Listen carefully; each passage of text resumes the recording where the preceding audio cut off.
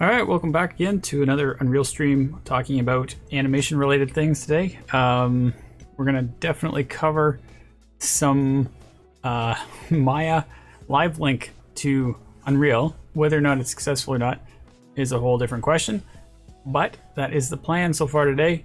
I, in my traditional sense, have not done a test run of this. I kind of actually like the flow of me experimenting as I go to show the struggles.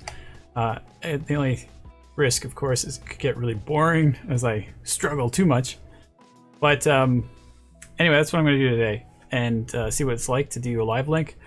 I'll switch over to our screen here. I've got the page all ready to go. There's a few things that we brought up last week about ideas of what we can do in our stream. Live link was being one of the main ones, obviously. And then we were going to use the USD plugin, which is something I was looking at just earlier. And this one looks a little trickier, so I'm not sure. I'm not sure if I'm going to do that one, like, you know, on the fly. But it might work out okay if, you know, I don't know. Basically, it's going to be a little less exciting. This one's a lot more fun to watch, I think, and we should have some exciting results. So hopefully a lot more interesting. The other idea was doing mocap and motion builder. I've never done mocap cleanup motion builder on a stream before, so that could be easily something to work with. And there is a live link, I believe, also for motion builder right here, connecting UE4 and motion builder. So in theory, we could do the same thing with motion builder and try to do a live link there as well on a different stream, or we could do it today, I suppose. I hadn't even thought of that, but we do actually have something to animate today. So with the fox that we were working on last week, we do want to animate it, and we've got a lot of things set up for it, so we should be able to successfully get that to work and see what's going on. I'm not sure how I'm going to do this with one screen sharing. Like, there's definitely, when you're live linking, you kind of need two monitors. I'm pretty confident on that one. And the fourth thing that we were talking about maybe doing on a stream is, well, I mean, this was an idea that was suggested from John, is to do face live link using the iPhone or an iPad, using their hardware technology to you know, identify face movements from the camera, interpret it into data, target data that you can bring straight into Unreal for free, and use that to drive a facial animation. That's more of a long down the road kind of task, not something I'm going to do on, well, okay, first of all, I don't own an iPhone or an iPad, so that's going to slow me right down. And then the other thing is, I don't know how many issues I would run into trying to pipe that through there. So, oh, I know what it is. I don't have a face rig, so I'd have to come up with a face rig, create these targets. It's a very slow process. We could do it over a few streams, I suppose. It is something I want to try out and test out, but until I get an iPhone, none of this is possible. So maybe that's an excuse for me to go get an iPhone. I don't know, but we'll see. Hey, Sean's here. Sean says, "Good evening, Simon." So welcome. Thank you for joining me today. And like I said in the beginning, what we're going to try to do is the live link between Maya and Unreal. So let's start going through that. And Big Globagoo's here. Welcome. John says, "You're going to get an iPhone." See, this is so ironic because I definitely am not an iPhone person. I don't really have a lot of... I'm not an Apple fan in general for a lot of reasons. So for me to purchase full price on an iPhone, it goes against everything that I've been preaching for years. So I'm not sure how quickly I'm going to do that. I could maybe find a used one, or maybe, I don't know. I'm not sure where I'm going to go with that one. But Android is the way, he says. Windows Phone 2 if you're into it. I think that's a joke. Yeah, no, I'm definitely... I have a Pixel... no, not Pixel. My wife has a Pixel. I have a OnePlus Pro. OnePlus... Wait a minute, let me say it right. OnePlus 3 phone, which is like, you know, one of these obscure brands of phones that got popular recently, but and I have looked at maybe getting one of the latest ones, but this OnePlus 3 is actually really good, and I don't really need to upgrade it. So I haven't really had any plans to buy a new phone anytime recently. Although getting an iPad, if the iPad does the faceware, might be where the argument is. Because I know my wife probably would appreciate that. So we'll see.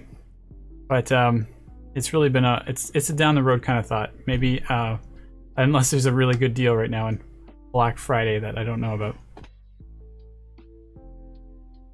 But anyway, so today what we're gonna do is the live link, and it does require a few tasks to get assembled, and I have not tried it before, so I don't know how that's gonna go.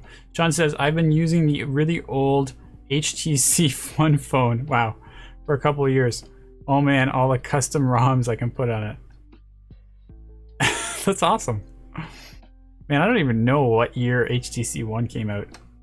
I feel like that's proper vintage. There is an era of phones where they aren't very helpful. They get too old very quickly. Like it was just, I don't know, I'm talking like 3 or 4 years ago, where it's just ridiculously hard to use them. Yeah, 2012, 2013. That sounds actually about the time I expected it to be honest. Hey, Trash Art. Hey, Simon, how about to head and catch some sleep? Oh, yes, right, because I'm at a crazy hour for some people. But I finally caught one of your live streams. Way to go! I don't know who you are, Trash Art, but thank you for joining us. I appreciate that you managed to catch the very beginning of it. And I do realize that there's quite a few people in Europe who this is, you know, very late time slot for them, unfortunately. But I do catch people right in the morning in Australia, so where we lose some, we gain some. But anyway, thank you for joining. Appreciate it. And of course, they're all recorded. Oh, John! That's who it is. All right, welcome. John is the one, by the way, who recommends all these crazy ideas that I desperately try to keep up with. Rushbacks. Oh, what up, nerd? Yo, Rushback. Do you guys know each other? Is that what's going on there? So, hey John, by the way, I don't know if you caught that, but I was trying to figure out how to do the My USC contemplating today on how to do that. And I've come to the realization that it's really gonna be boring to watch probably. So I'm gonna do a trial run on that one first before I get to doing it on a stream. Plus, I'm also a little concerned about whether or not it's going to be compatible with the version I have and all this other stuff. Because it's a plugin that might need to be compiled for 2020.4. Might get stuck. Hopefully this one's going to work. Actually, this might be the same problem. Because I think when the live link, you output it, see this is Maya 2017, so I'm hoping that I'm going to get a version that's going to be up to date here. So we may not be doing live link real quick if that's the case. I think I have a version of 2018 on here still, but I don't know.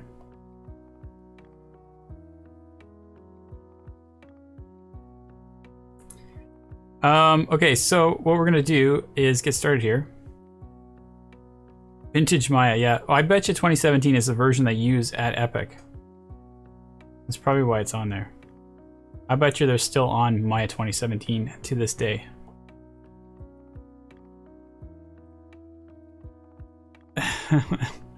Rushback apparently knows Trash Art.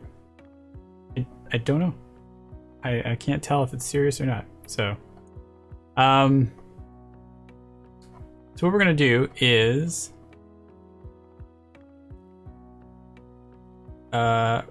first step is to do the plugin on the Unreal side. So we're gonna jump to our I did read through this instructions, so I feel pretty confident I can get this done. Character sets.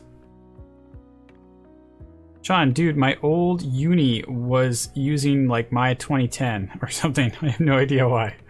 All right, yeah, so I don't know why the university wouldn't be up to date with the latest version of Maya. There's a good reason why the studios aren't, because they have compatibility issues with the tools that they've written, and they don't want to take the risk of moving into the latest software. Especially, I think there was a big change between 2017 and 2018 where they changed the whole UI layout, and I know it wrecked a lot of things that were like, for example, the Art 1 tool set that they have available was using interface that was specifically 2017 compatible. So I know when we were trying to teach it, it was like 2018 destroyed everything. Ah, okay, cool. You guys know each other from other CG Spectrum streams. Yeah, we have a lot of streams going on nowadays.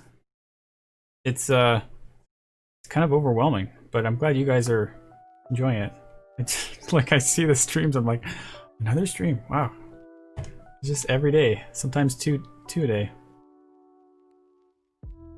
Okay. Is this the right folder? No, this is actually the wrong project. Hold on a sec.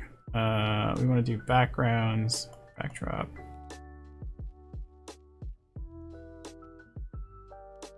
So we're going to install this plugin, and it's basically going to tell me to restart Maya or Unreal. So I don't even know why I didn't just do it in the previous version. 2018 destroys everything. It might just update my Maya now.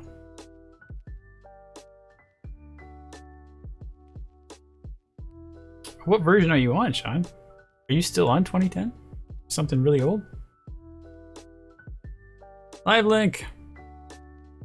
2018. Oh, okay. Yeah, I would apparently. I've also heard 2019 was like, why did they even release that version? I don't know where I heard that from. Somebody said that, and I was like, huh, that's probably a good point. I think that was the version that just barely came out on time. Anyways, it was like usually they're quite ahead on the release time, but 2019 was like really late. So I would just jump right to the 2020.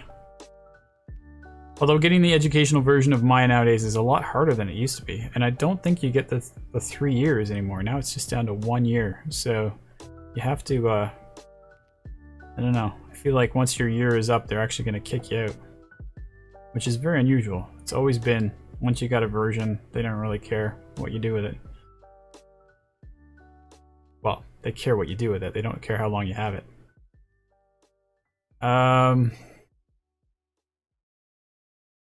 Got my Fox here. Oh, plugin. Edit plugins. So let's see if I can find this live link in here. Like I said, I haven't tested this, so we could get stuck at any moment.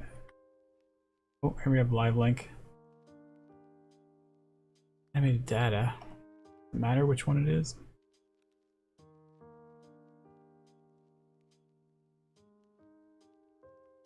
Oh, just that one. So we enabled live link. And we're going to restart our Unreal. Ah, Rami, you think 2018 is the best? Interesting.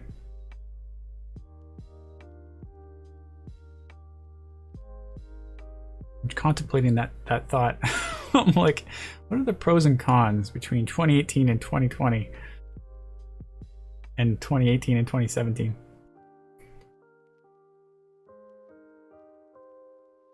And are we talking about, is that like a modeling workflow that you're familiar with, or animation workflow? Because I think there's arguments there too.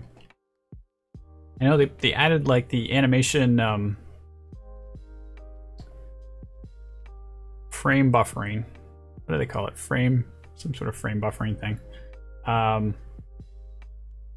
that came out, I think that was 2019 or 2020 or something. The numbers Mason, what do they mean? Call of Duty Black Ops. Is that a joke I was supposed to get? I feel like that one went over my head. If I played Call of Duty, I may have got that joke.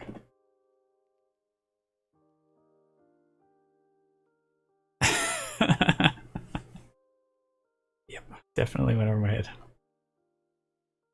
I have yet to ever play a Call of Duty game. I think that's kind of like the same rebellious characteristic as to why I've never watched Titanic before either. I don't know why I do this. It's popular, I resist. Maybe this is the iPhone thing coming back as well. Live link. Back to external DTC. DTC tool, connect your UE4, you need to enable the corresponding plugin. For this, we're focusing on Maya. You need to enable the Maya plugin. Okay, so this is kind of fun. They have the plugin available. Actually, this is the nerve-wracking part, because we're going to find out whether or not it's compatible with a version that I happen to have installed. So we're going to get the plugin from the marketplace. The link brought me right there. We're going to try downloading it. Ah, 2019. Okay, 2016 to 2019. That's the information I'm looking for. Which is good, I got those versions. Okay, let's open the launcher.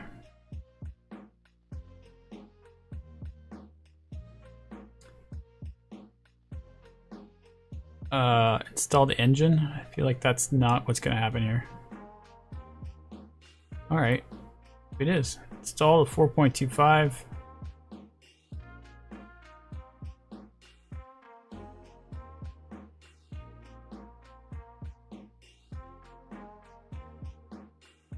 Oh, sorry. Big Labagoo, Titanic. You already know how it ends. What's the point? Exactly. Why go through all the trauma? Just, you know, it's not going to end well. Sean says, I can't watch Titanic without having Bill Burr's voice talking about how horrific the movie was. Wow, okay. That's great. I mean, I don't even know how that works or what that means, but I definitely know that you can totally ruin a movie like that for sure. Install the engine. I think that's done. Let's see here, documentation. What do they want me to do now? How come I'm not getting the part I was expecting, which is telling me to save it to a folder that's in the plugins for Maya? That's the part I'm waiting for.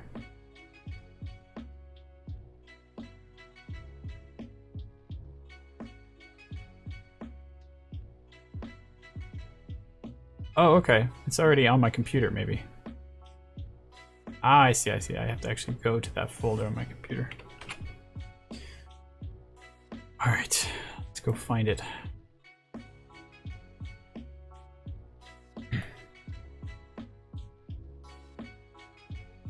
Is it engine? Plugins?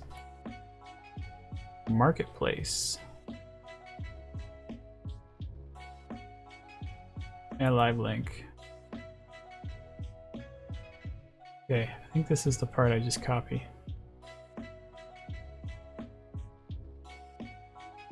Sean says, but for real, Titanic once again proving that James Cameron loves water. Loves water. Interesting. And Treshart says, install steps on the page. So he's actually paying attention to what I'm doing. Way to go, John. Appreciate that. Install steps on the page. Right, okay. Woohoo, animating in Unreal. Hey, Electra. Welcome. Yeah, we're gonna try. It's a few steps involved here to get to that point. We're definitely getting the plugin. And I'm pretty sure copy the folder of the version of Maya. Oh, the version of Maya.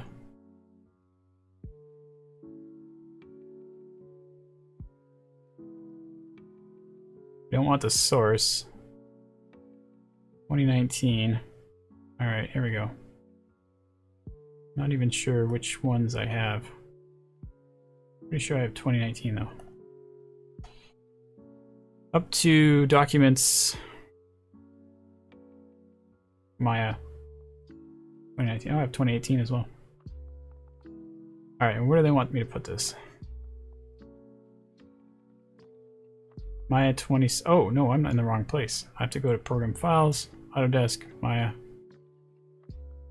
Hold on, hold on. Yeah, I'm live linking a Fox. Sounds strange when you say it that way. Ah, Autodesk, Autodesk, where are you? Maya 2019. Plugins.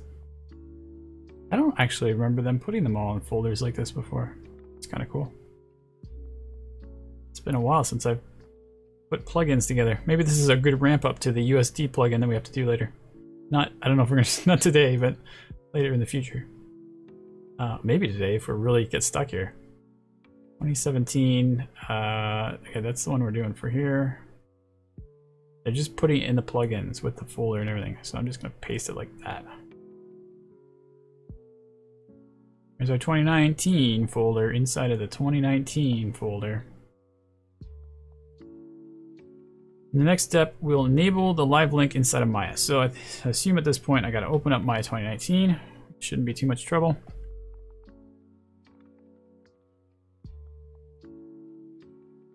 Got lots of windows here. And I assume it's going to show up in my plugins for Maya.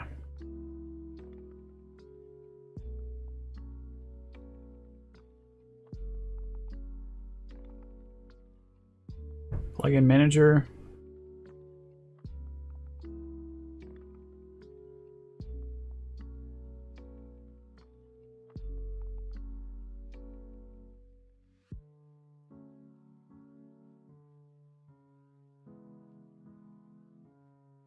Uh-oh, where is it?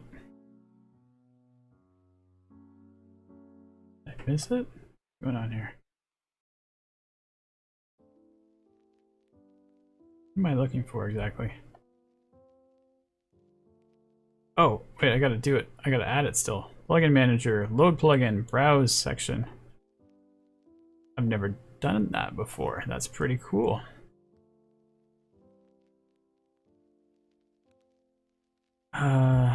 C drive. Program files, Autodesk. 2019. Plugins. What am I missing here? I did something wrong?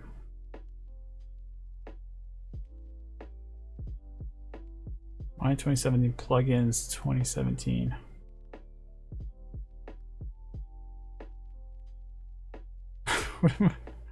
Wait, it's plugins without a dash? Does that matter? It does matter. What's going on here? There's two folders. Alright, there we go. What do we want? The MLL? Alright. There we go. Now it showed up. Loaded. I don't know if I want to auto load it, but whatever. Oh, they had two files in there. Was I supposed to select both of them then? Okay, I gotta do both. I get the Python file in there as well.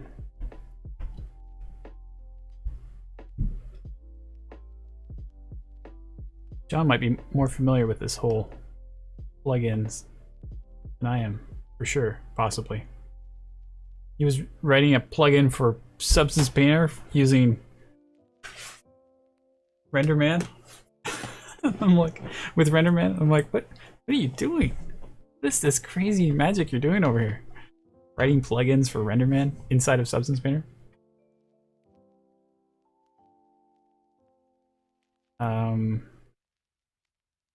Alright, let me change my lighting a little brighter here. So that one's loaded. I don't think I'm gonna do auto load. It already takes forever to load stuff. And then we'll hit close. Hopefully they're loaded. Let's take a look here. What do we got? Oh, we gotta write a command at the bottom.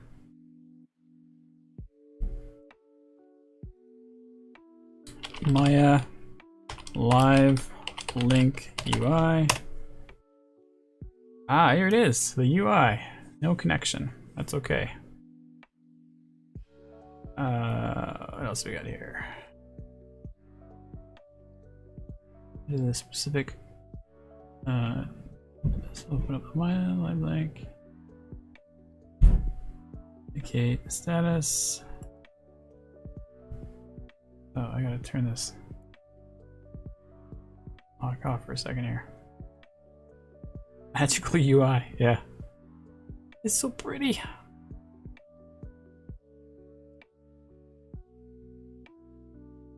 The connection status indicates, yes, we already know that.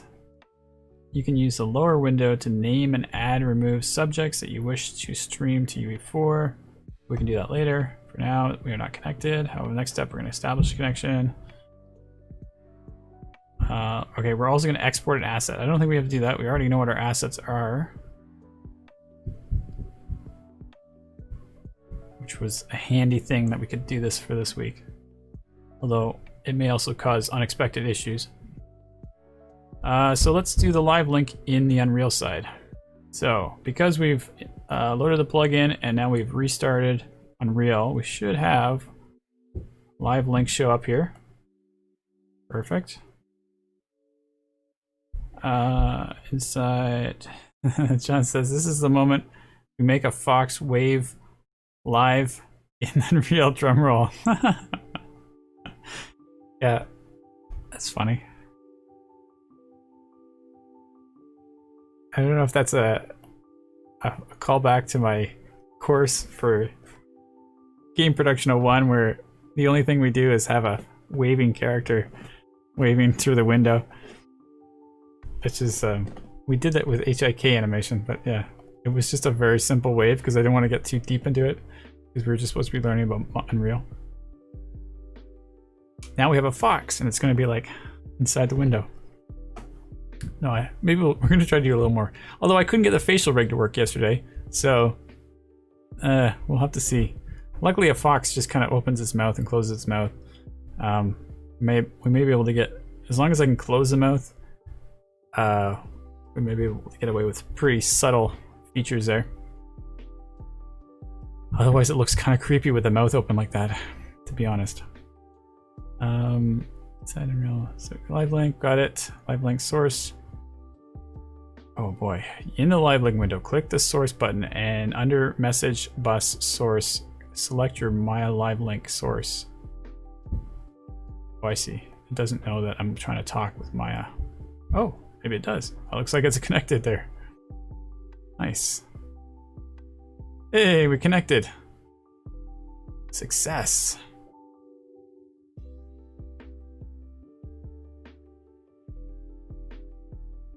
Now we're connected. We need a subject to preview. Rami says, you should have some coffee to do this. Rami, are you the one that always talks about coffee? You're right. I have water. It's my non-caffeinated liquid, I guess. I did just have a tea before this, so maybe that qualifies.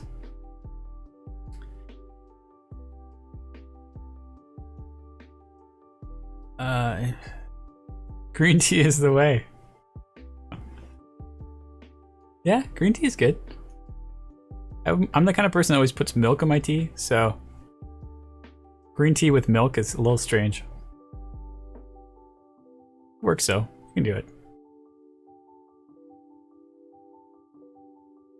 Inside UE4 our content. Oh, so we're gonna get the animations folder and open the third person run asset. Okay, so basically we're just trying to open up the asset now.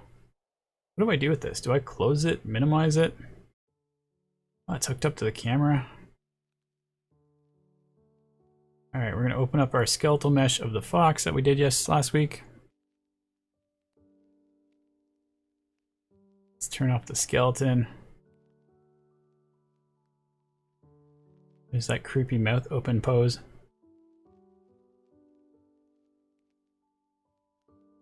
Waving fox, that's right.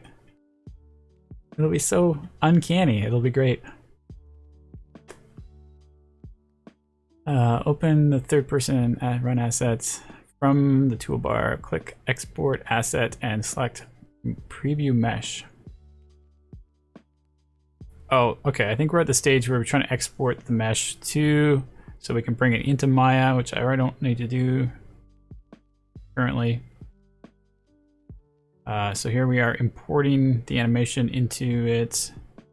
Seems like they got the root bone selected. This is the moment. The moment. Yeah, I'm pretty nervous actually. I do feel like this is a lot hinging on this right now. Let's cut to commercials. This is my cliffhanger moment. Okay, I gotta get this open first. Let's find out if I can find this file here. I go to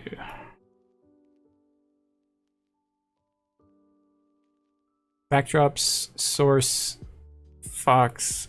What do we do? Do the rig. Window look. Yeah, we should do the window look.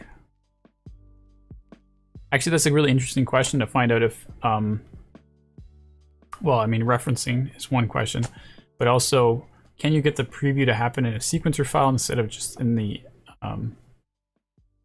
asset file? That I almost assumed that sequencer was part of the live link process. Otherwise, you're missing out on a lot of elements. So I'm not sure if we can get that figured out today or not.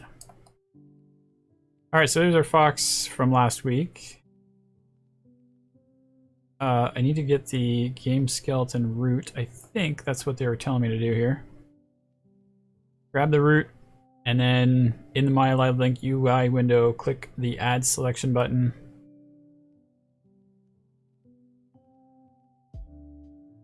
What have I done with it?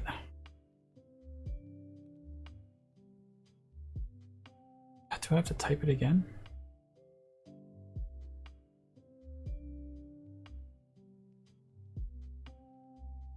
Ugh, jeez, I don't even remember what it's called. All right. Make a little icon for it.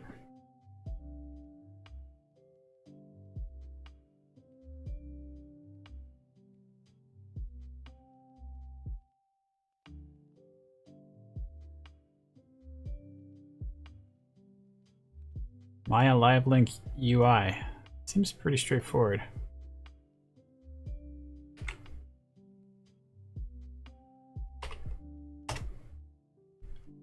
Okay.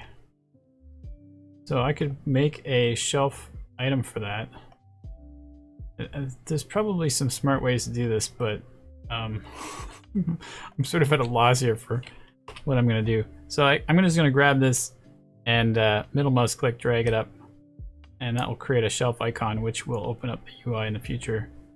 And if I was to be smart, or if I had time, I would go in there and edit it and try to find good looking icons and stuff like that. But I think we're just gonna pick something other than the default Maya one. Ooh, that one's a cool one. Let's do that. Just got lucky. I don't know where that came from. All right, so add selection. I got the thing, add selection. That was cool. Oh, minus button kicks it out apparently. Full hierarchy, that's good. What do we got here? Scroll back down again.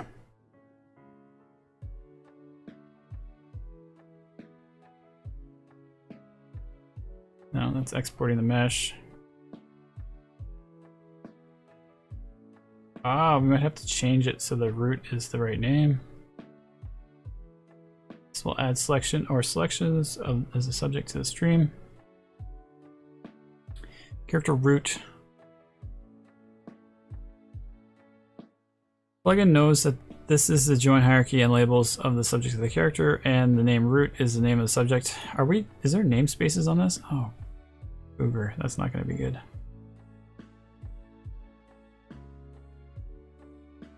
Okay, so there's a namespace before it, model. That came in because I referenced the animation. And on our character, when we go to skeleton, we can see that the there's no... This is the name that they're trying to look for to match it up. Game skeleton root M. So this game skeleton root M, but I don't think it's going to work with this namespace. I don't think I can just delete the namespace. This is a tricky problem right now, because so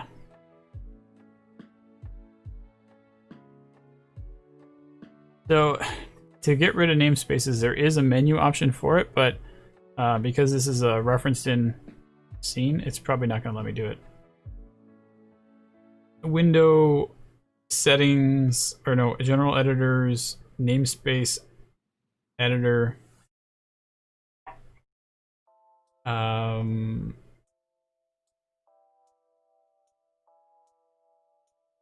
got a whole bunch of model 1 even. We just delete it. Merge with parents. Oh, we're able to get rid of that one.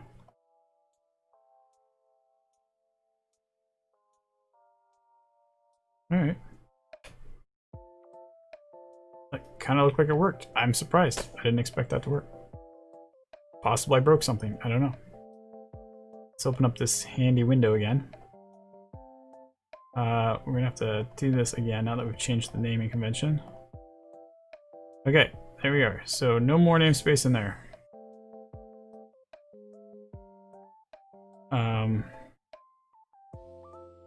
That should work now. So let's see here. The plugin knows that the join hierarchy and labels the subject as character, the name root. The moment is lasting a little longer. It never ends. This is gonna be like constant stream of tension. Alright, let's see if this is the moment or not. The name root is the name of the subject which you can change in the text box entry. This name will be the subject name reflected inside a UE4. By default, the stream type will be set based on the type data being streamed. Okay, you can change this to stream over the information you want inside of the stream setting.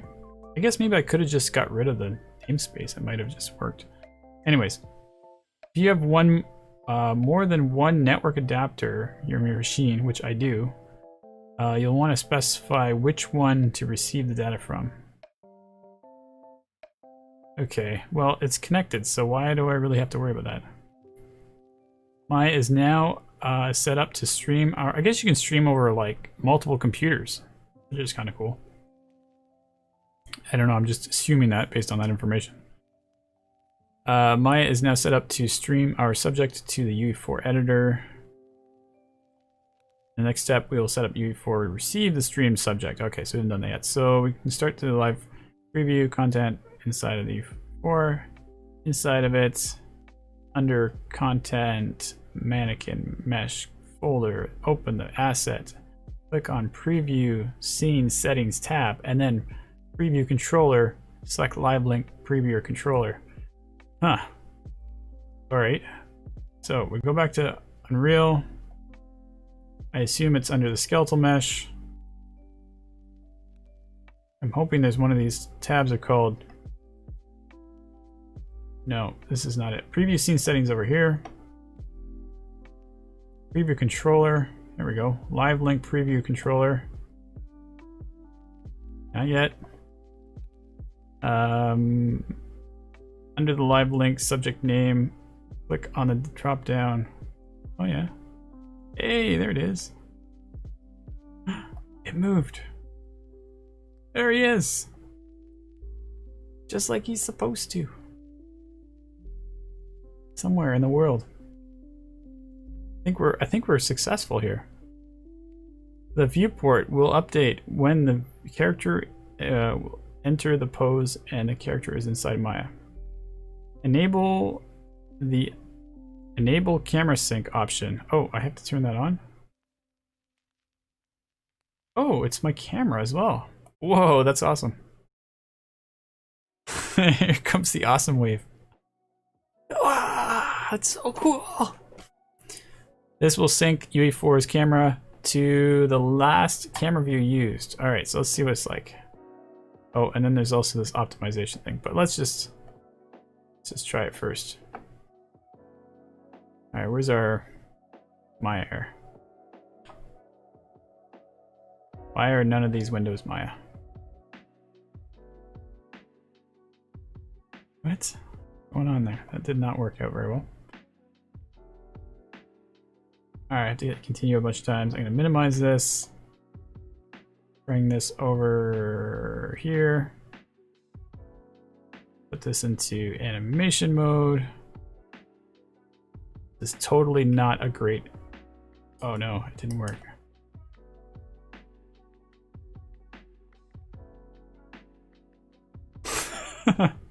No! What have I done wrong? Shoot. Is it because I minimized that window or something? Still connected. Put that over here.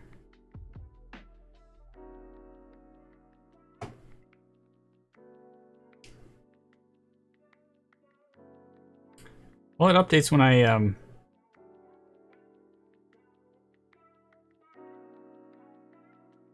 yeah, when I do that little checkbox. This isn't quite real-time updating that I was expecting. I feel like there's a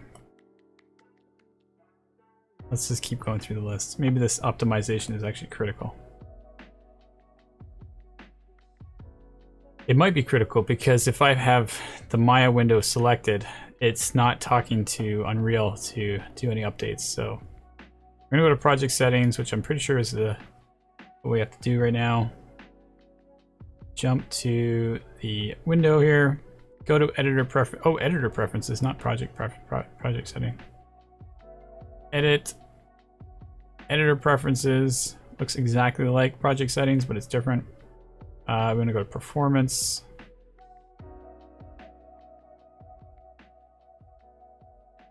Second option is use less CPU when in the background. Oh, you're turning it off. I thought you were turning it on.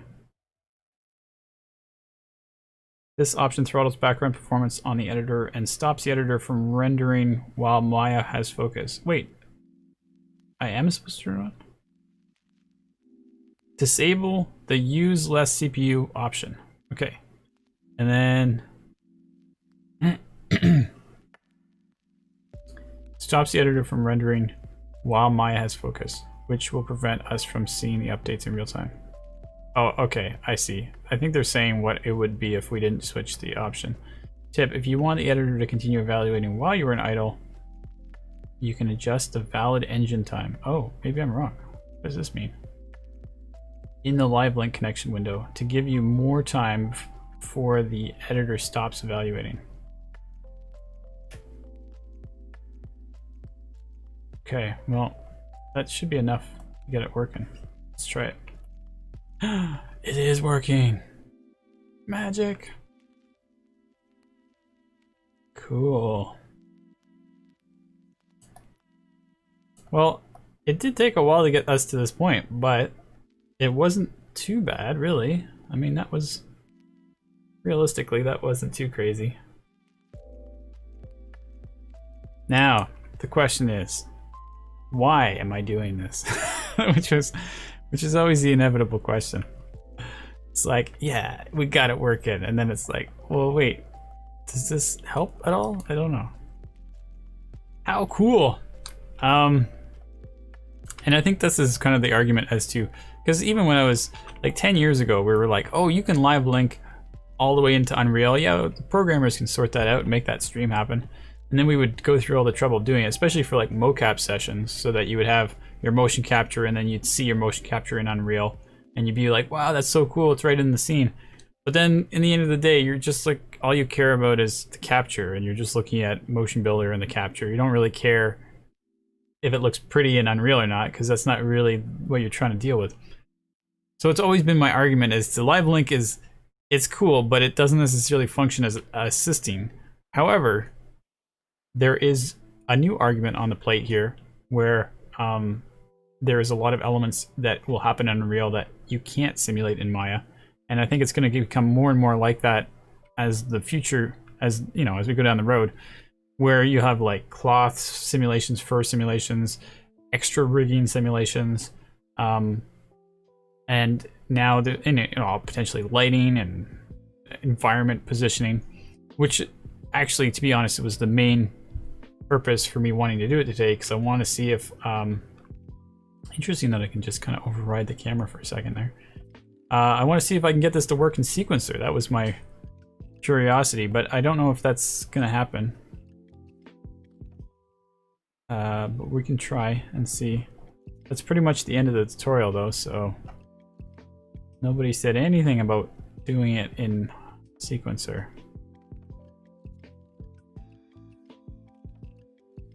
Alright, so what I'm gonna try to do is just see if this character overrides other elements. Let's just do some exploring. Go to cinematics, master backdrop. Oh, we also have to load the map. Let's load the map.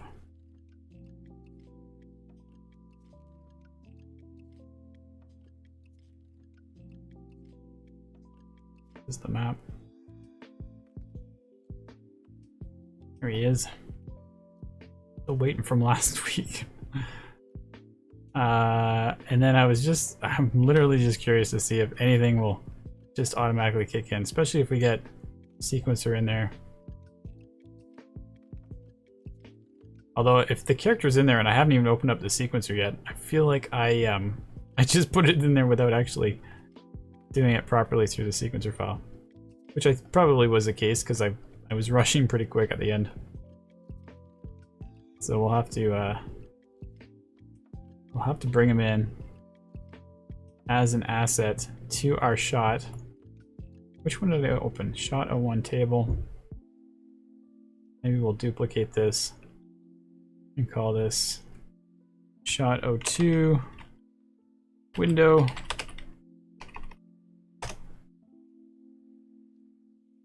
And here I'll bring the fox in.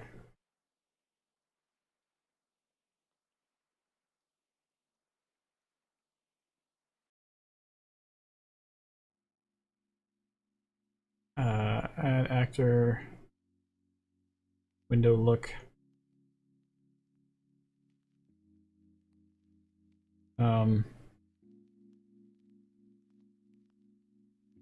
There's some serious connections that still have to happen here for this to work. Like that whole preview thing,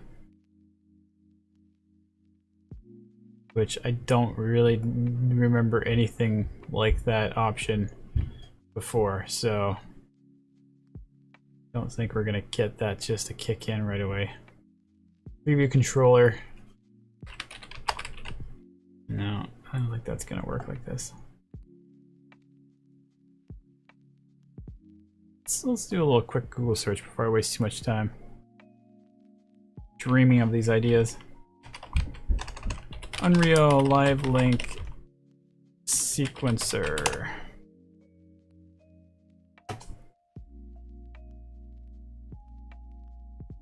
Sequencer recording. Unreal Live Link plugin tutorial sequencer. Oh, this is probably going to be somebody saying, oh, never mind. Sequence recording in the Unreal Engine. Don't wait. No, if that's the same thing here. Suppose you could play an animation in Unreal and record it, but I don't think you'd be getting the best results because you're relying on the data being streamed across rather than just exporting it. Because if you've already got, like, unless it was raw mocap, I guess that would be a different argument. But if you've already got the characters fully exported properly into Unreal, then why don't you just export the animation and import it in? Why do you gotta go through all that craziness? Remy says, can you show us the fox from the top? From the top? Like, you mean from the top of the view, or from the top meaning from the beginning of everything?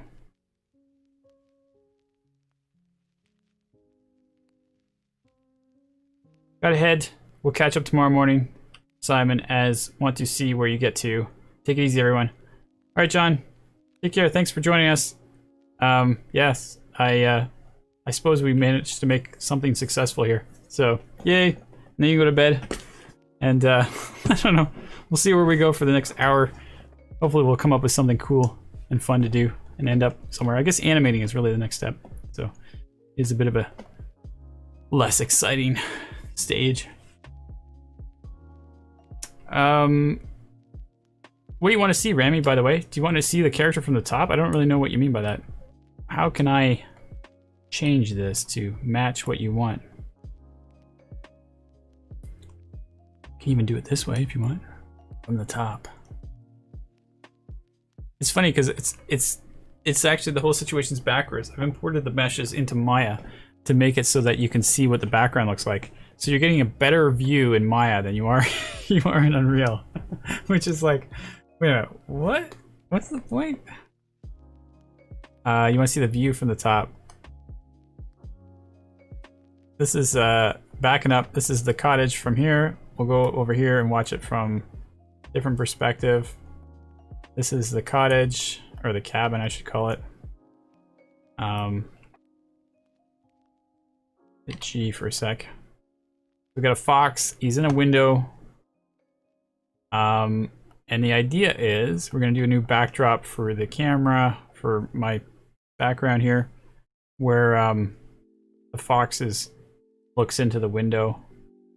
Not really sure where the angle is going to be or whether that's even the window I want to use. Maybe we're going to move some furniture around and use this window or something. It would make sense because there's food cooking over here.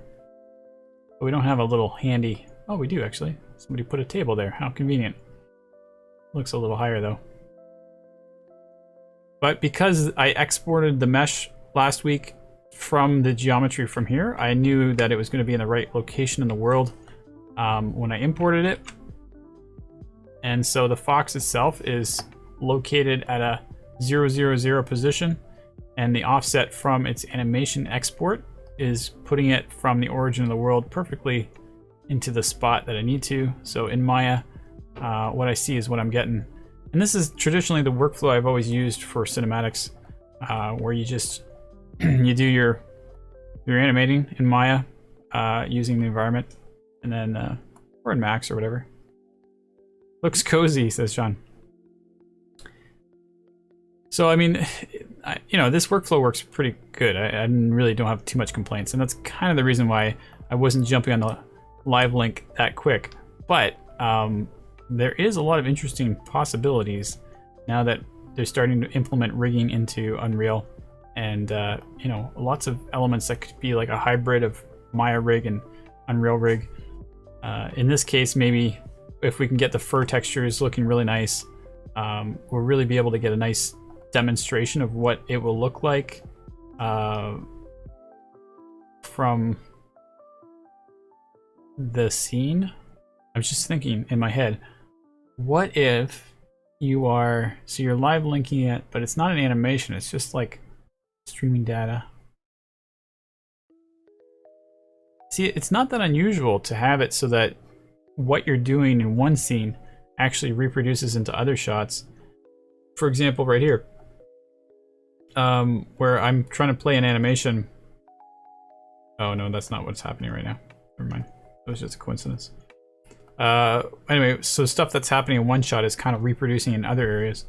And so I was kind of hoping that it was just gonna do that accidentally, but also coincidentally useful, where because it's being driven in that window, it's also going to get driven in sequencer until you turn that feature off. That would be really handy if it was doing that. And actually what's happening right now is I put the fox in there. There is no animation track driving it. So the animation that you're seeing is being hardwired into use animation asset here. So it's not even from sequencer right now. So if I cleared that out,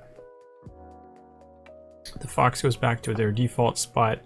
And now I'm going to, because it's in sequencer, I'm going to drive it using sequencer's animation. And that's going to put it back into the location by the window. So now this timeline within sequencer represents the look out the window animation. And you can dictate how long it is. They're really tiny animations, so it's repeating over and over and over and over again, which is kind of what we want anyways for now. So you can scrub the timeline and see it. But then if I close, well, if I save sequencer and close it, then the fox will go back to their default spot over here. Which, I don't know if that helps get live link to work. I don't think it's gonna work. We're not getting anything that's overriding it yet.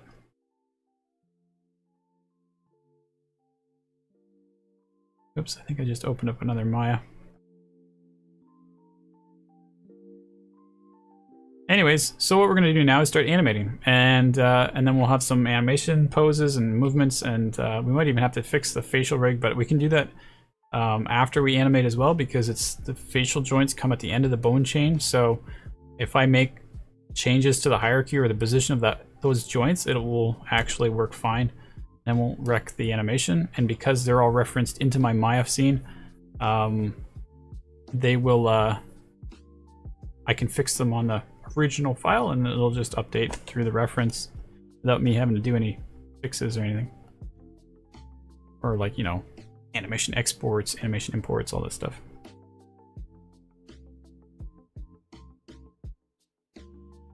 right.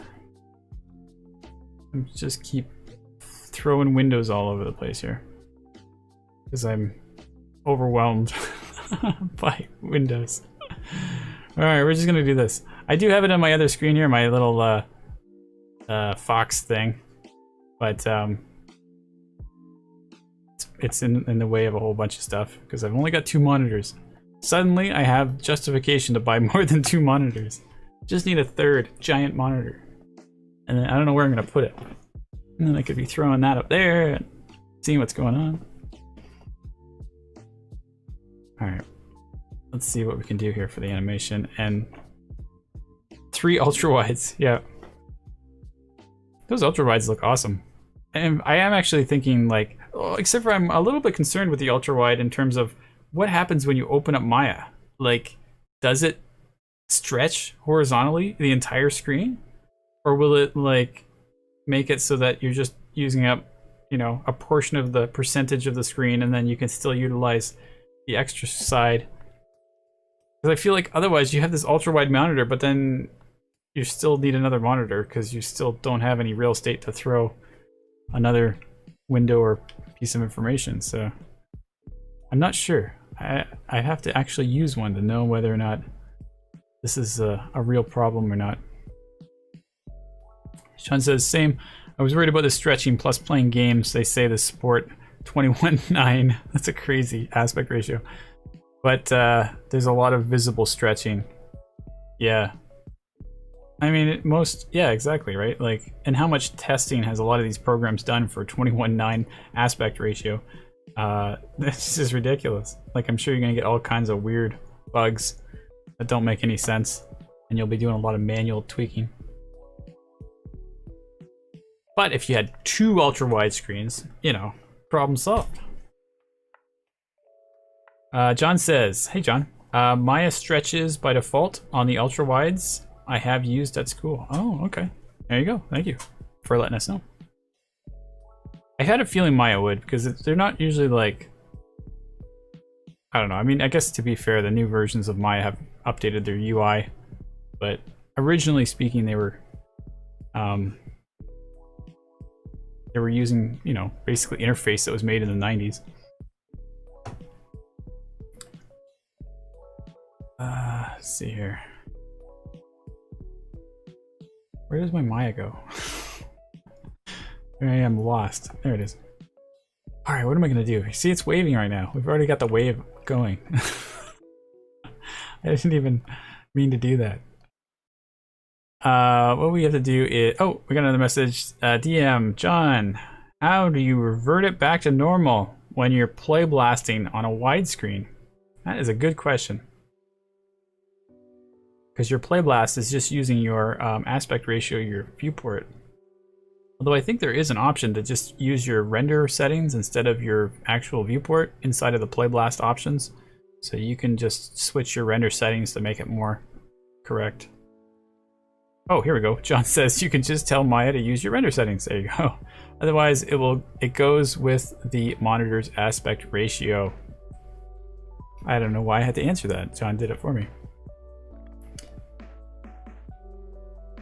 Sean says, I can't remember the monitor TV it was, but it was so big that you could use individual parts of the screen as other displays. That's right, and that's a good point I forgot about. There are some monitors that will automatically try to divide your screen up into pieces so that they're displaying multiple outputs, I think is what it was trying to do. So that you could, in fact, the computer would recognize it as 2 outputs. And that would, in theory, solve one of those ultra-wide problems, if that was possible. But then you're like, well, what's the point? Just buy 2 monitors. Save yourself, like, thousands of dollars. I don't know. I've never really done the research or compared it, but...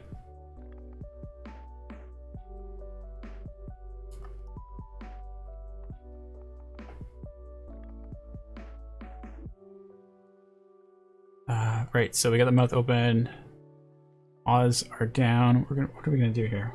Definitely gonna get like a jump up. It has to loop, so it has to go from standing down on the ground to just standing up on top on the table.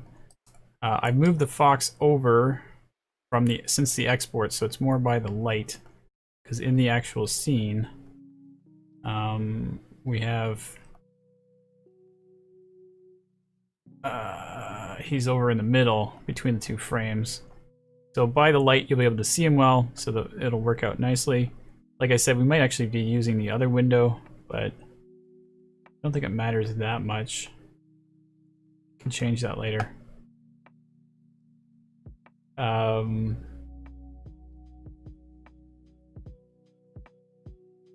See, this is where a live link would be really handy. If I could just be like making adjustments and seeing them in my cinematic, but I don't really know how that would work. You have a timeline here as well, so it would totally have to like drive, unless somewhere in here there's like an option to import like some kind of connection to a live link. I have no idea. I'm totally just blindly guessing here.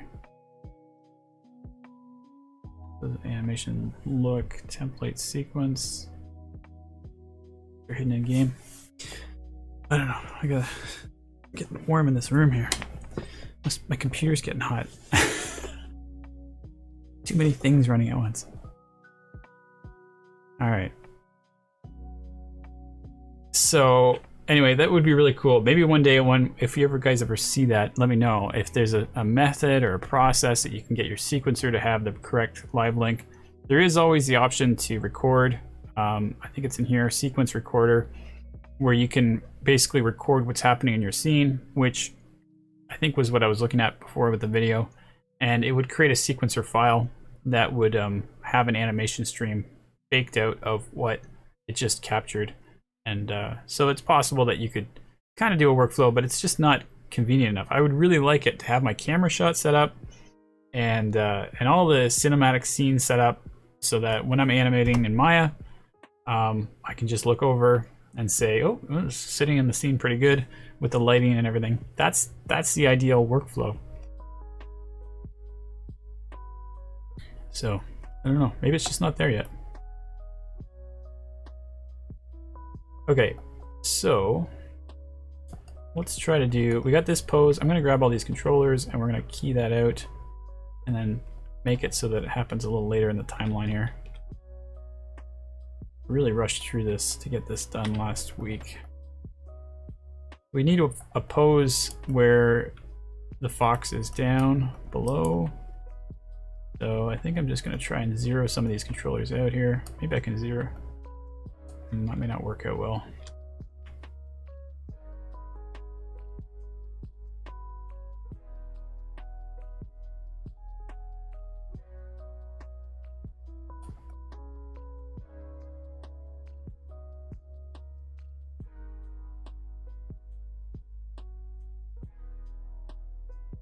I never really did get the hang of how this rig works anyways. It's like, I feel like there's a lot of things I still gotta understand. There's a lot of like red controllers and green controllers. Didn't quite understand what the point was.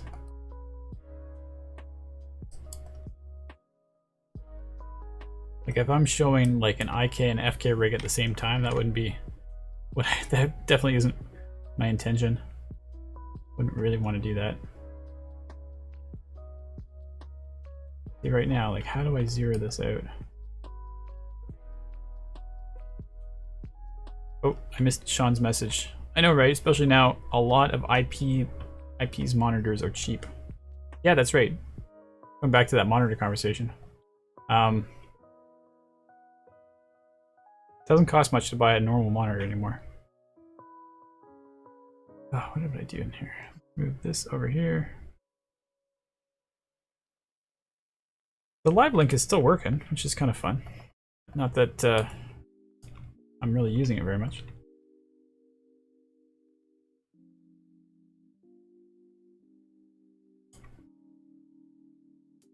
All right, I do not know. Oh, here it is, this controller. Gotta figure out what these are. These are IK hybrid spline necks. And this is IK spline neck.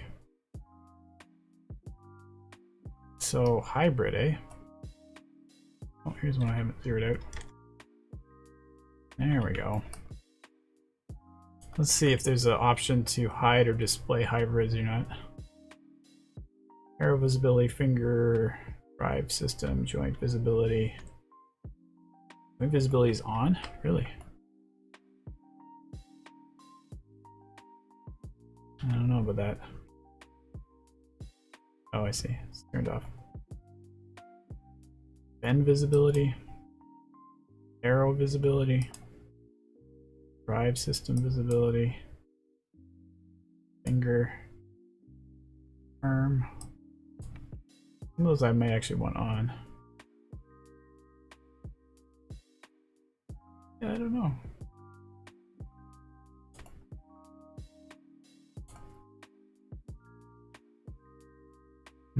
So what am I going to do here? I put this a little lower.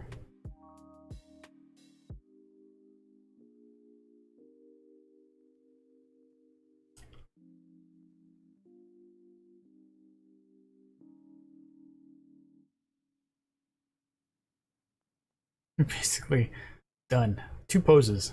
That's all we need.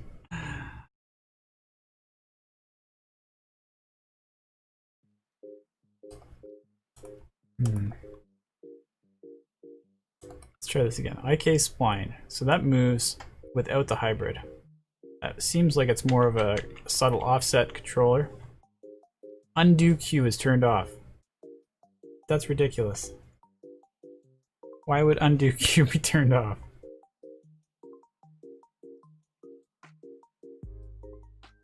That's ridiculous.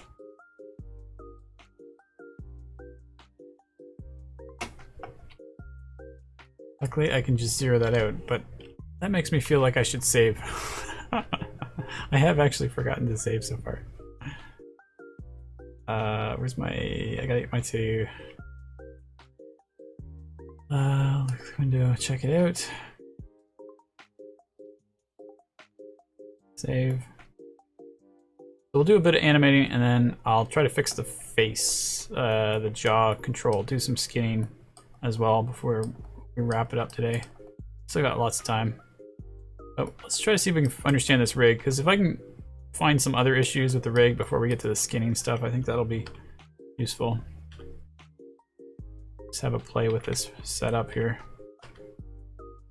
See, I don't get it. If I move that, it doesn't move the back, but it moves the front. And if I move this, it moves the back, but not the front.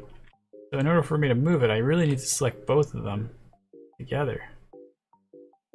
Just like, what a strange system that is.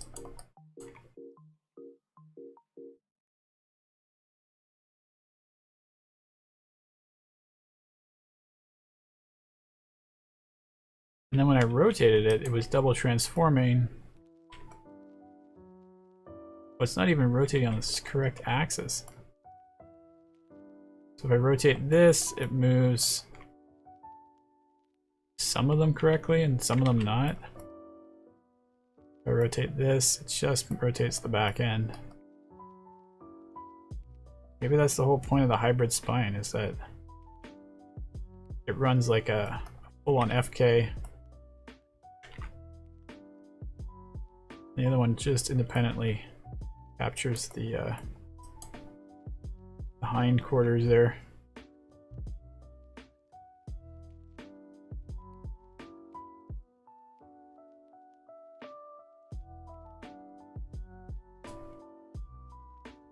Not sure if I should move the front feet back or the front. I think I should move these ones back. That way the hind feet don't have to move anywhere. Switch this to object mode.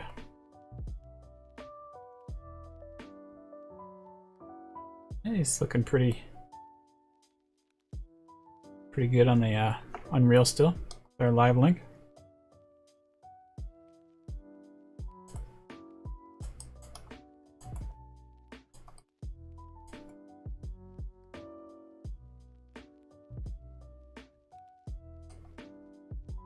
This is always a hard part with animals.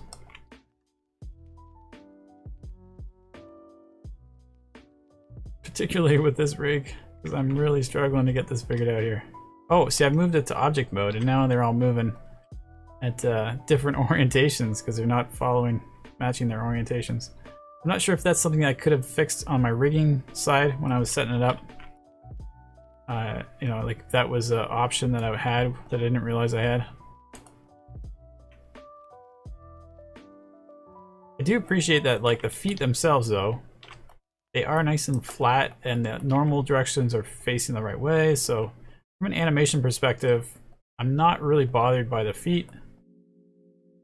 They're definitely sitting in a way that's easy to work with.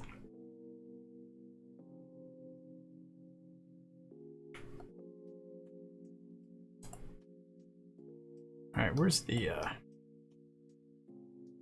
what's the process of getting that ankle to fix? Is there a pole vector?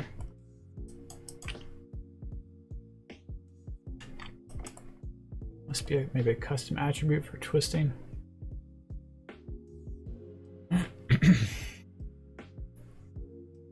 Pose, aim, roll, angle. No. Rock.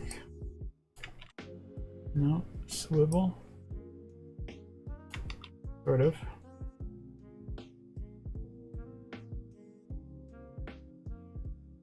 Something is not letting me do that. There's the elbow pole vectors. Really just angles. Maybe that's all I needed is that angle. I feel like I'm really missing something though. There's a bunch of other controllers in here. This one aims the foot. What does this do? Switches IKFK, IK visibility. Oh, there it is. Roll toes. Really? That's not what I would have expected. But it does seem to do the job. Well, that's a pretty good little controller there. It lets me move it around without actually moving the foot. And it doesn't affect the pole vector. There's some serious skinning fixes required there.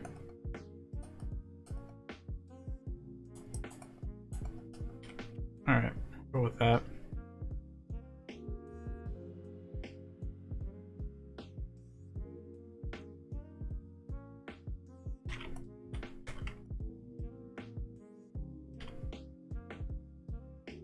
Gotta get that mouth closed. Alright, so that changes the head this way. This one changes the head with the neck included. Which makes me not really want to change it this way. Let's use the green one instead.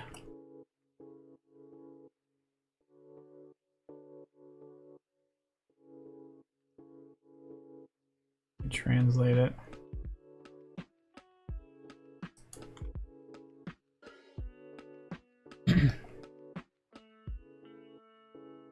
It's interesting the squash and stretch that happens there.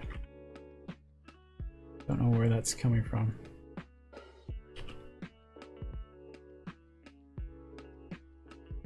Definitely has the potential to give it some life though. Just have that moving a little bit. Keeps the face from looking too locked in. Although scaling doesn't always export into Unreal very well. Hey, that's a good experiment. Let's see what happens here. Except for that's not gonna work. Can't show you guys. Just have to take my word for it. Oh yeah, no, the scaling is working. Yeah, I'll show you. Big head mode. There.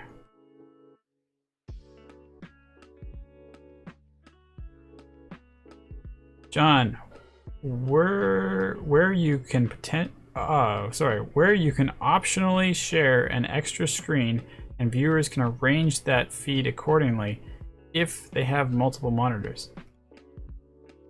I didn't know you could do that. So you can stream 2 outputs at once. Is that a thing that happens a lot? Streamers with 2 screens? Or are you just saying you can just stream 2 streams. If that's a feature, that's pretty interesting. I must admit though, this is the first stream that I've had a problem where I can't, where I'm really wishing I had more screen real estate.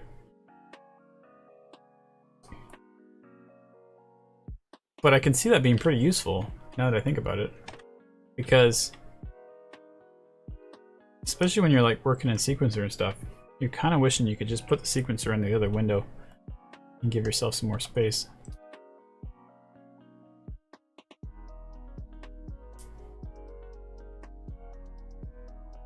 It does sound like a lot to output on from a computer too, though, to do 2 streams at once.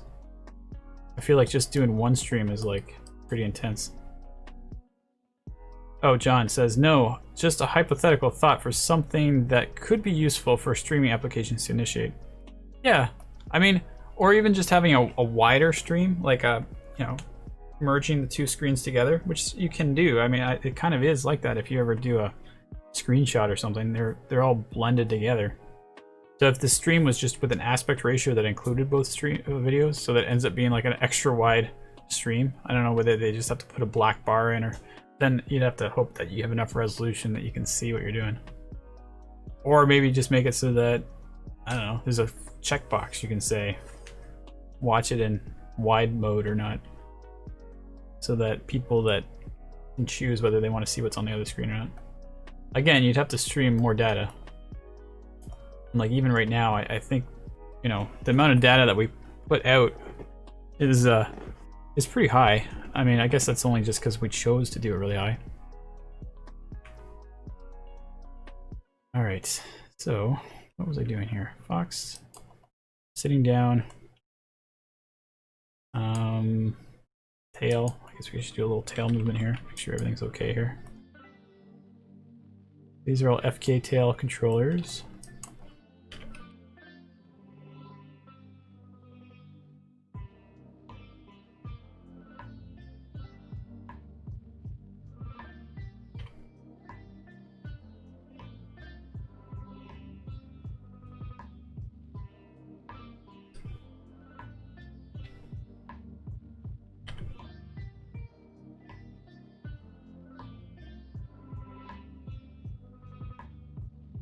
Get this just to hang off the... It's a huge tail.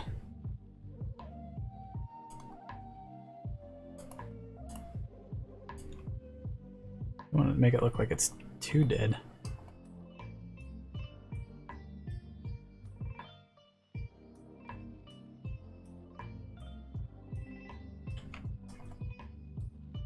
All right. So I'm pretty sure everything that's going on here is just a skinning related issue. I don't think I'm missing any controllers per se. So we'll just go with that pose. I don't know. I don't even know where I'm going with this per se, but like there's a possibility I could get it to jump up and jump up again, but I don't know if you're not going to see it, then who cares? So if we just had it so that the fox is always there or something, depending on what the angle is. We haven't really figured out what the angle is yet, but I can always move the fox around a little bit.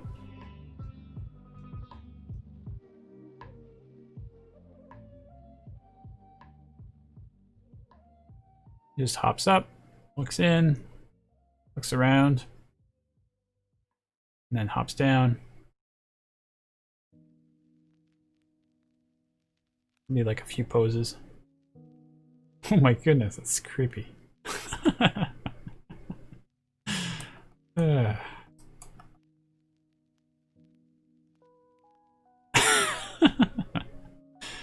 is the wrong intention right there. I think I had a chuckle about this last week too. It was like glowing red eyes. It's like, hello, I'm here.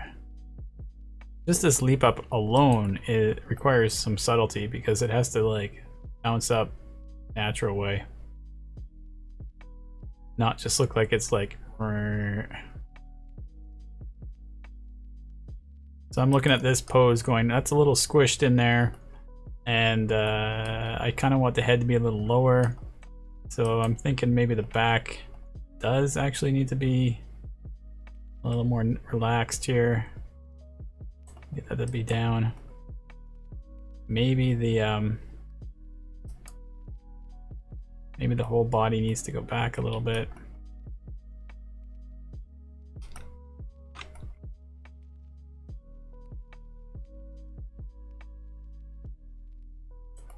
I'm not even sure. This is another argument for reference. Maybe look for some reference. Not really sure what I'm looking for though. Box looking in window.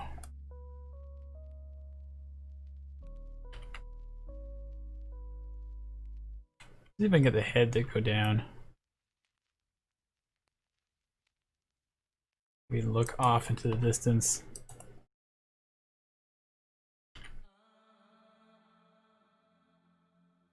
Gotta fix that mouth though. It's so creepy. This is really hard to animate like with this wrong, incorrect facial expression. You're always like, is he hostile? What's going on here? What are we at? 8:20 or 25 to we got like 35 minutes before the end of the thing. I probably should shift over to rigging now anyways. Is this the COG? Oh my goodness, there's the COG. This was the object I was supposed to be using. Gosh darn it, I didn't even see it there. Alright, let's see here. I'm gonna take the translates and zero them out. Grab the COG. Oh, no wonder I didn't see it. It's like hidden inside of this whole thing here.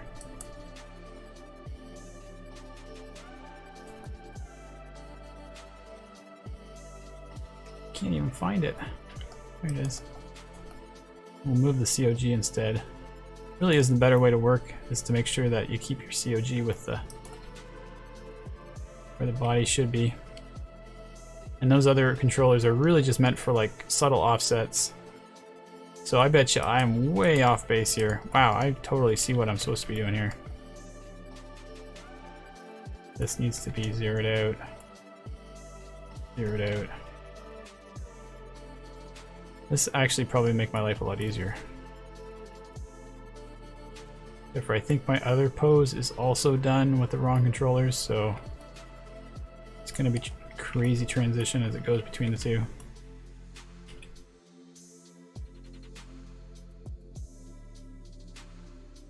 That COG really could do with much larger scale.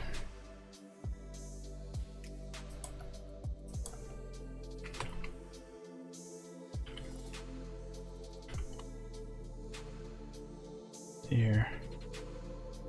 Keep wanting to like, I don't want to get too far away from, especially when you have this many controllers on the spine, you don't really want to spend a lot of time offsetting, and then taking another controller and offsetting, and then you're so far away from its original position, even though it kind of looks like the original shape. It's just a really dangerous place to be in, because you're going to have a slightly distorted character and you don't really know why, and then trying to move it around is causing some major issues. Whoa, check out this shoulder thing. Whoa, I didn't know I could do that. It's like our clavicle joint here.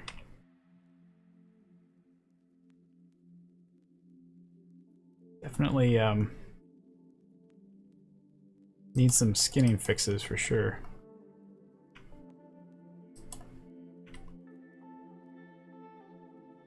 Alright, let's see if I can get this neck to rotate. Not looking too ugly.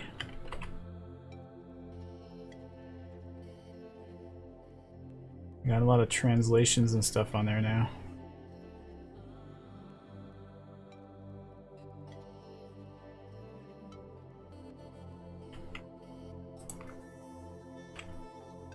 It's taken me a while to get used to this rig. I'm just not really sure what controllers I'm supposed to be using.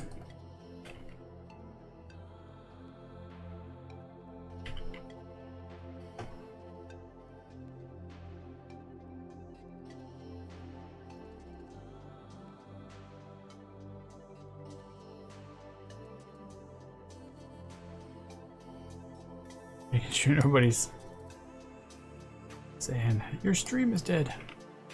Oh, okay. Here's John says, is COG the same thing as a root control or something separate? Well, I mean, it depends on what you consider a root control. I think this is the root control here. I usually call this the master control, and it's like the one that travels the entire body around.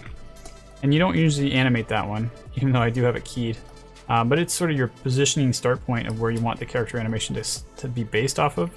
And then the COG is usually like a main controller around the hips that basically drives a huge portion of the body, but does not drive the IKs. So the feet are all IKs. They're all going to stay still. And then on a regular biped, you would have like the pelvis control, which is right where the COG is, but it only just deals with offsets for that pelvis. So you don't really want to translate that, even though it seems like you can do things when you translate it. You don't really want to make it move away from the COG unless you have some sort of subtle offset you want to put on there. And it just makes it way easier to clean up your animation, because now you've got your COG is always the source of the main movements, and anything that comes off of these guys are just like subtle little things, and just it makes cleanup way faster. But like, I've got so many controls here for the back to work with. I just don't, I always feel like I'm guessing which one's going to give me kind of a natural curve. I almost kind of wish they had one bigger control that kind of covered a lot more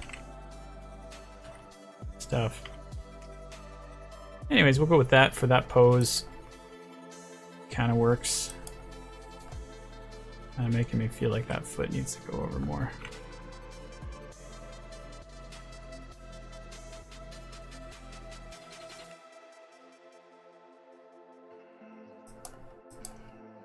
Alright, anyways, so we'll save that, and then we'll go to the second pose, which could very well be screwed up because of the COG issue. I'm going to go submit this to source control so that we can go back up a bit.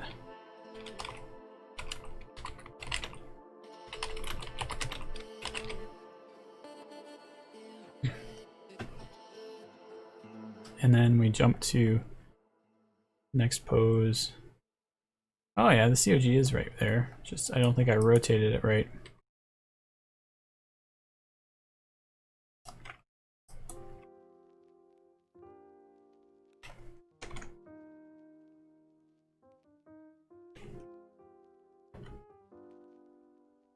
Whoops. And what else we got here? Nothing moved there. That's surprising. This one moved a lot.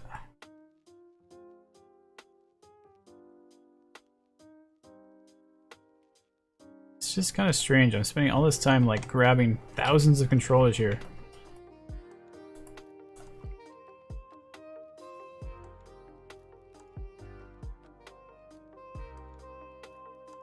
I don't usually like rigs that have so many controls.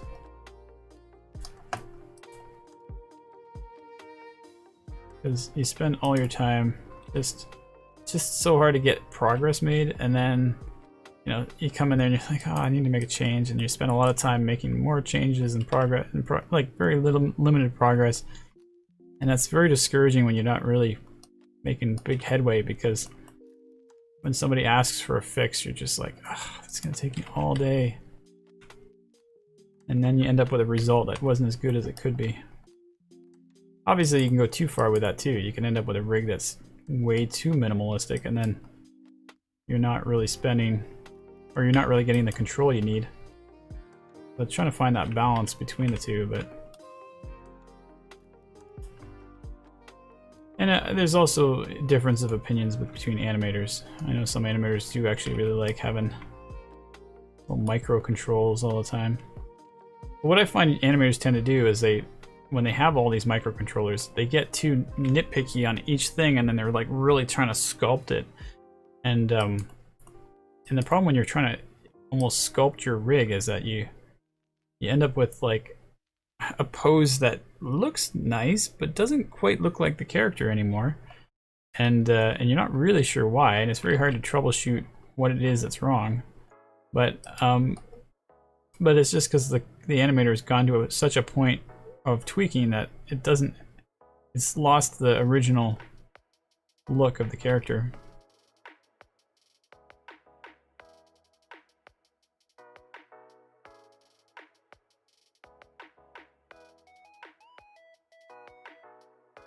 I feel like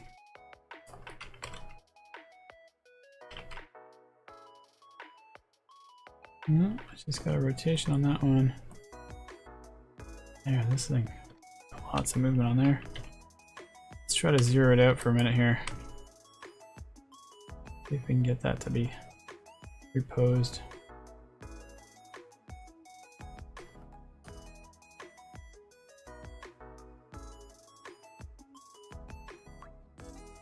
This hand is really not in the right place.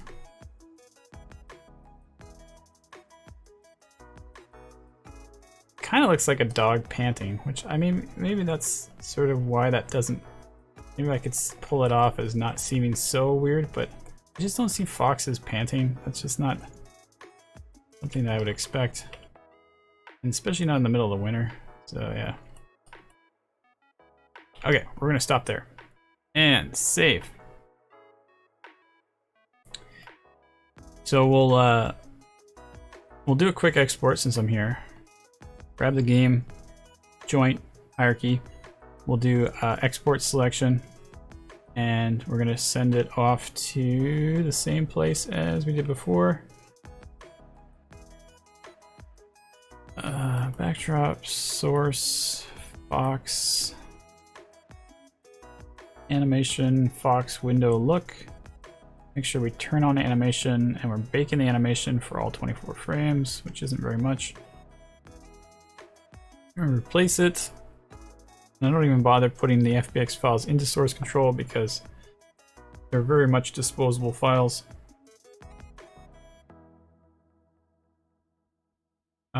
And then we'll just jump back to... We can jump over to the animation here, and we'll just right click and... Alright, double click and re-import animation.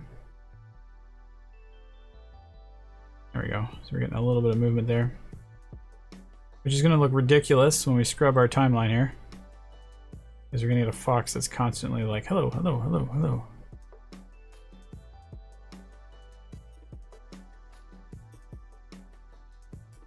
But what we're going to do is jump over to rigging situation. I'm going to open up another version of Maya. That is going to let us open up the rig for Maya. And we're going to try to fix the jaw skinning first so we can close the mouth. And then we're going to try and fix the skinning around the shoulders.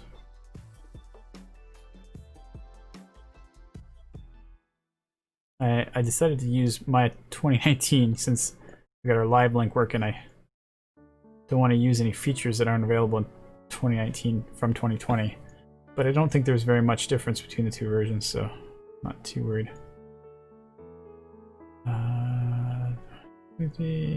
Back up. Source, fox, rig. Okay.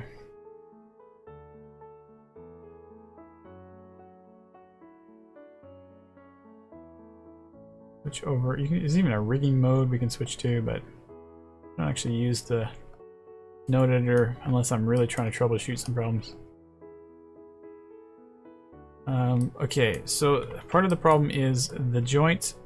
This particular joint is not skinned to anything, so I can move it around and nothing happens. Even though there is controllers for the mouth, I'm pretty sure this blue controller, for example, is rotating that jaw. And then we have these eye controllers as well, which, I don't know, last very low concern. We got to do eyelids, so we don't even have joints for eyelids unless we do it as a blend shape. Might not be a bad idea actually do it as a blend shape, but the jaw is pretty significant. Definitely has some influence. So I'm going to grab the geometry And should I mean, I guess I'm gonna do it manually.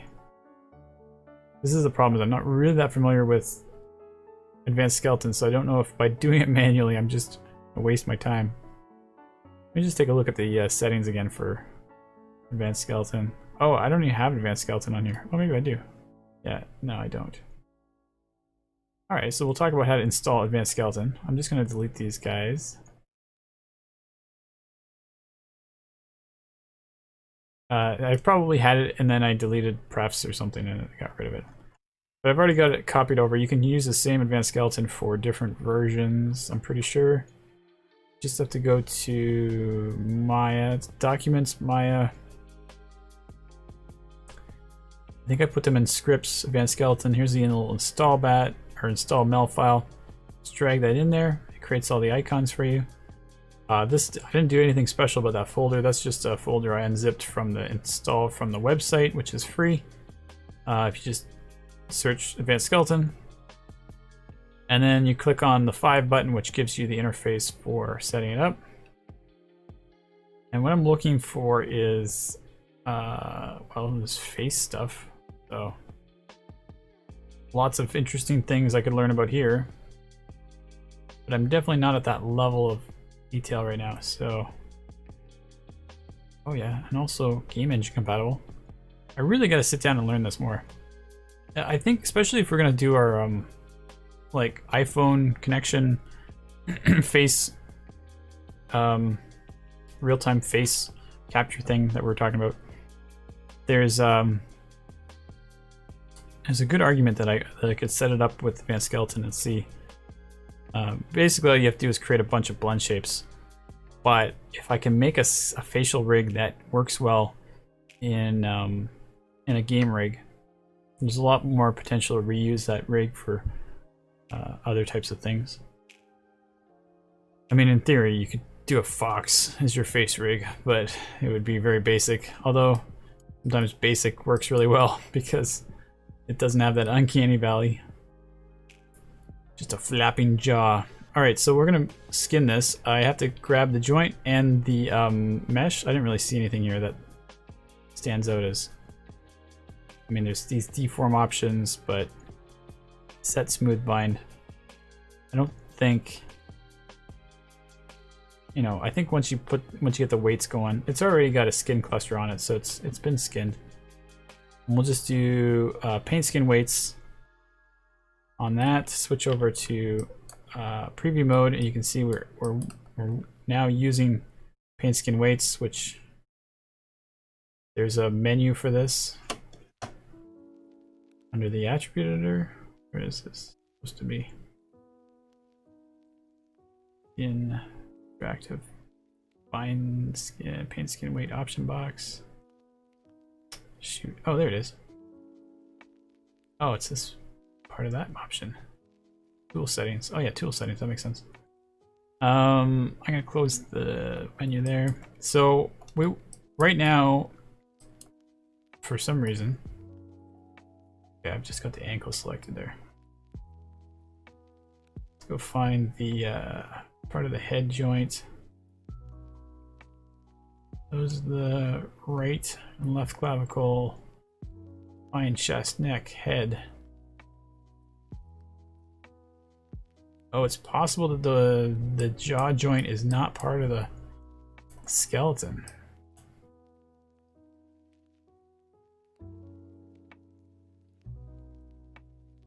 Maybe it got stripped out. So we'll put it in. I think I remember how to do this. So we're gonna take these two joints. I think we just need the one joint really. And we're gonna say skeleton, or maybe skinning. Edit influences. We're gonna add that as an influence. So now when we grab the skin, go to paint skin weights. Hopefully we're gonna see it there. There it is, jaw. Bet you there's one of these buttons down here that do the same thing. I forget how it works. Anyways, So there's our jaw. Actually, to be honest, just by doing that, I can see the jaw got naturally skinned. So should be able to rotate the jaw joint. Oh yeah, so we do have influence on too many places. So we'll go back to the paint skin weights.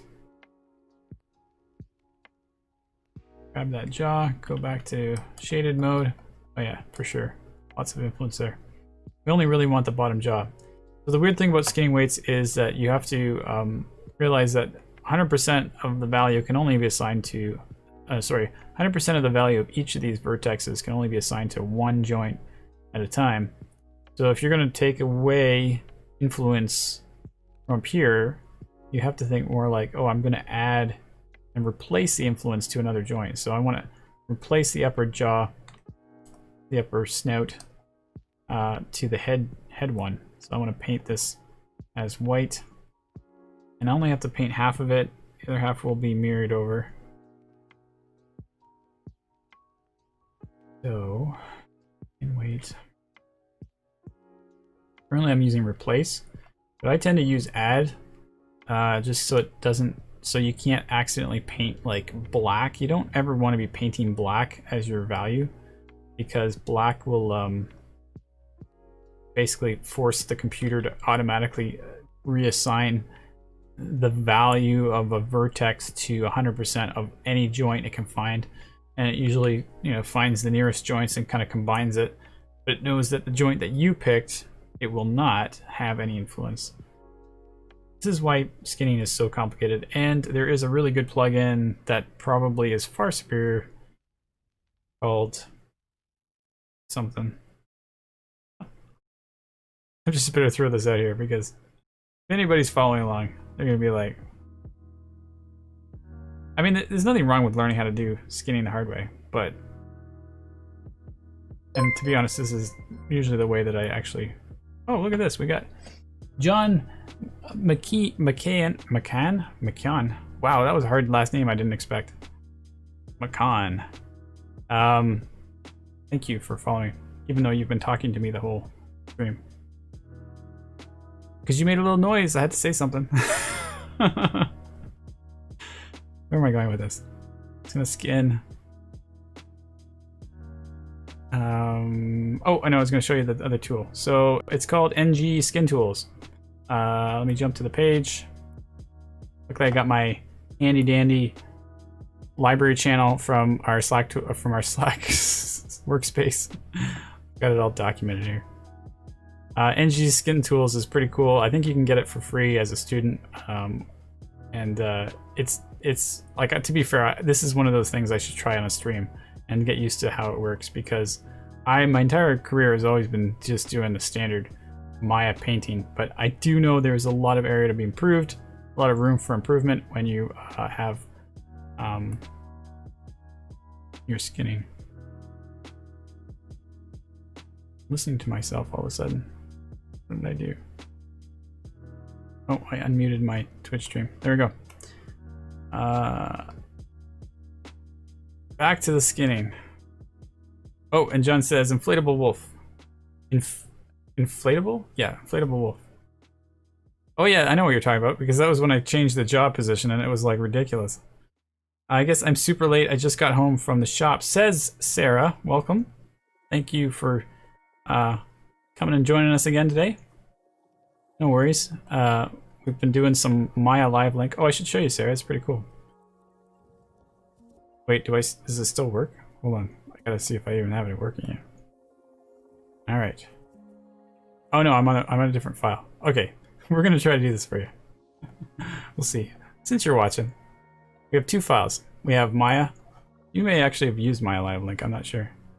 And we have 12 minutes. That's all right. I can use 12 minutes. We have this and we have this. So you can see I've got Unreal on the right and I got Maya on the left.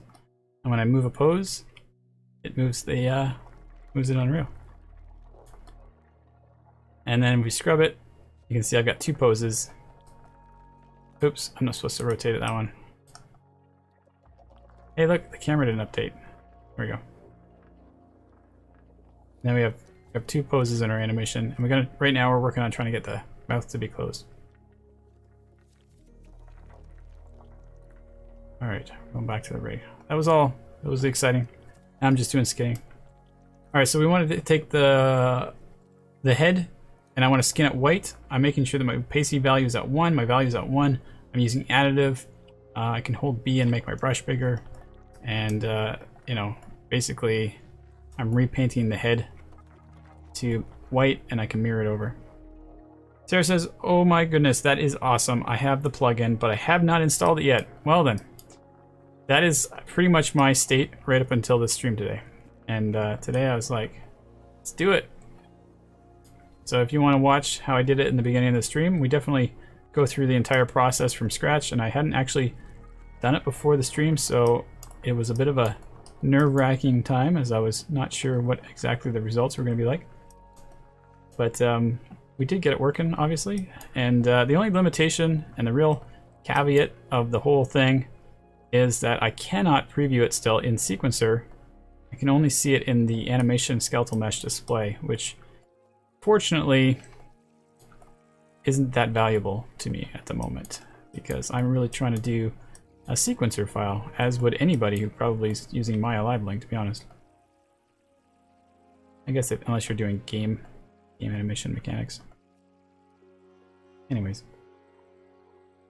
Sarah says, Black Friday sale on in the UE4 marketplace. I'm browsing for bargains while watching this. Yeah. Yeah, Sarah just bought a couple rigs there with the Black Friday sale there from Turbo Squid. That was pretty awesome. A Roo and a Cockatoo.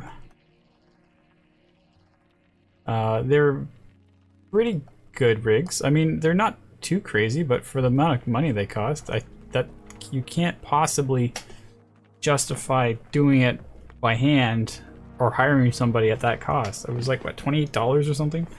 I mean, that's just not that much time for a rigger to accomplish the same goal. So it was pretty good for that reason. And it seemed like all the controllers, even though they were basic, they seemed to be functioning pretty good. So I think you got a good deal.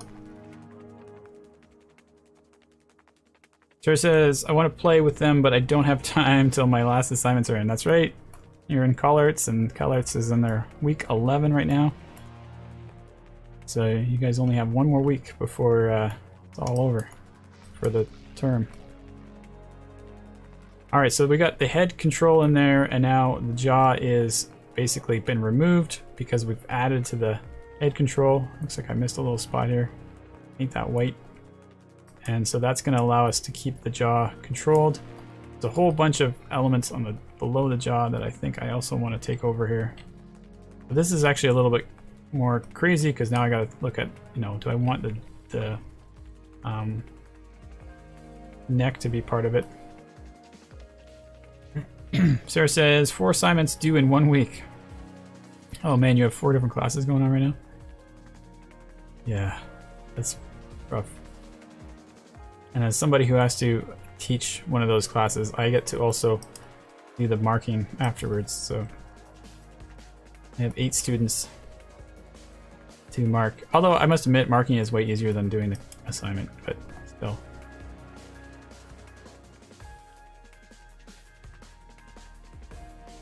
And it's only because CalArts is why we're marking it, by the way. For anybody who's watching the stream going, hey, wait, I thought CG Spectrum doesn't have marks.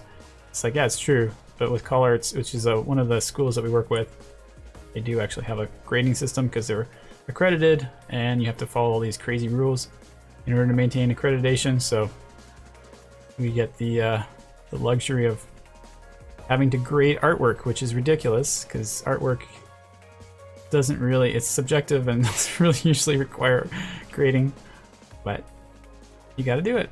It's what the government wants in order for you to get accreditation qualification.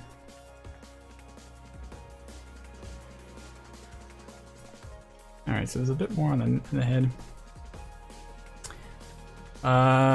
Justin hasn't graded any of ours yet. Oh no, don't tell me that.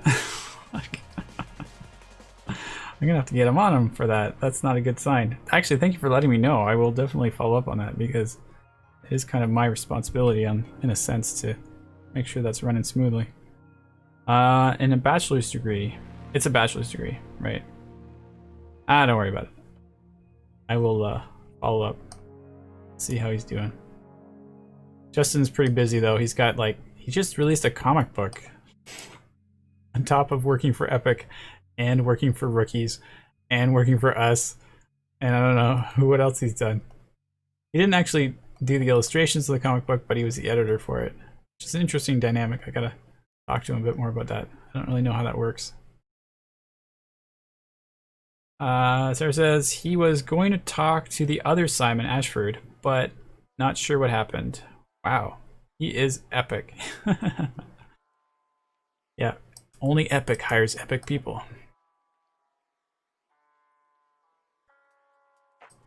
Yeah, it's possible that he doesn't even realize he's supposed to do it because this is his first intake with colors. So it's possible that he's just oblivious to the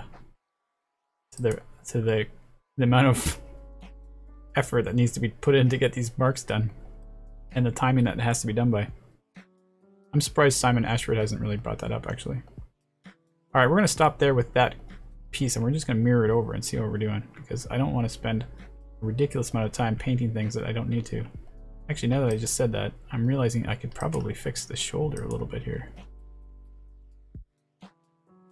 This was one of the areas of major concern. You can definitely see as I'm doing this, I'm adding, always adding. I'm never painting darkness. You have to be working a little abstract here because you have to be thinking, okay, what am I trying to take over and making sure I'm not destroying what the previous one was painted as.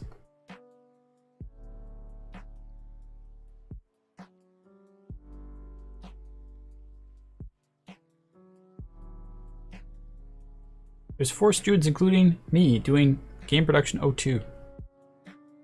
Yeah, which isn't too bad. That's a pretty small class in terms of the new intakes that are coming in. So it's not too crazy for him to catch up and do the marking, if that's the case. Let's do a little more influence around here. What time is it? Oh geez, I got 5 minutes. Alright, let me see. I'm gonna mirror this over. So you grab the skinning. I haven't done this in a while. Mirror skinning weights, option box. Let's make sure we do it on the right axis. This is the X. Positive, negative. X and Z. What? It would be X and Z, right? Or it'd be X and Y. Jeez, I don't even know. Alright, I'm gonna hit apply and then we're gonna take a look at it and see what happened there.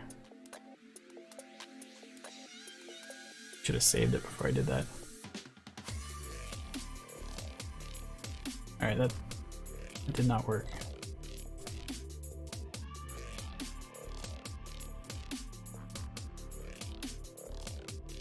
There we go. It was Y and X. See, I don't know what kind of destruction I just did by doing the other one. Everything seems to be okay.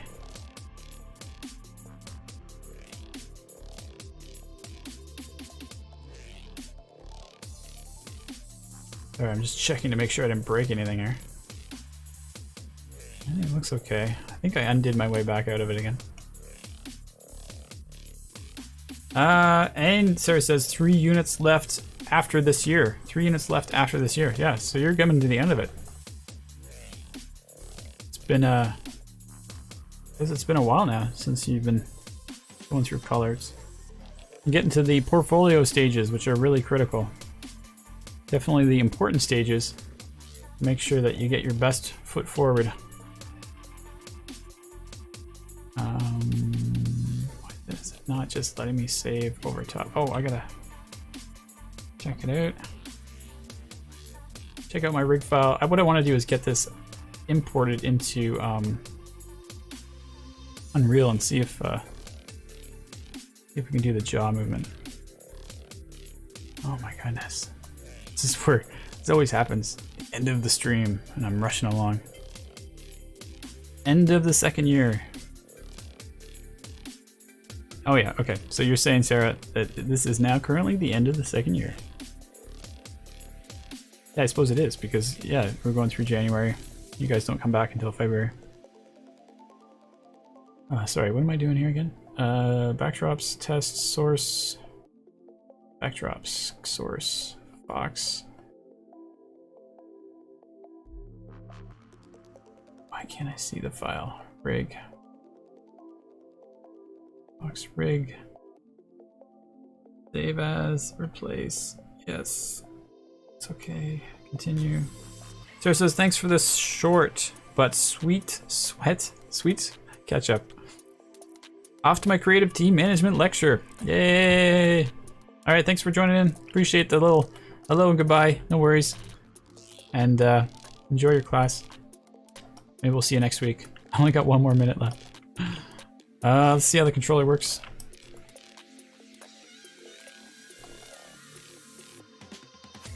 Sweet! There, little spelling correction there. Oh no, there's a whole second layer of skin that's moving still. Oh man, there's like multiple layers of mesh in this mesh. Alright. What does it look like when the mouth is closed? See, that's another question. Is my joint in the right place so that this actually looks natural? Not bad. Alright, we'll go with it. I know it's not finished, but that's okay. So because it's a referenced pose, I can just jump straight over to my animation file. And we can go to our reference editor. And we can get to our rig.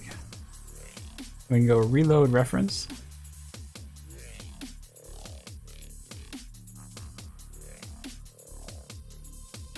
We can cross our fingers. There we go. Still a little bit nervous. Come on. Oh no, why is the character in the wrong place? Oh no. I'm not sure what happened.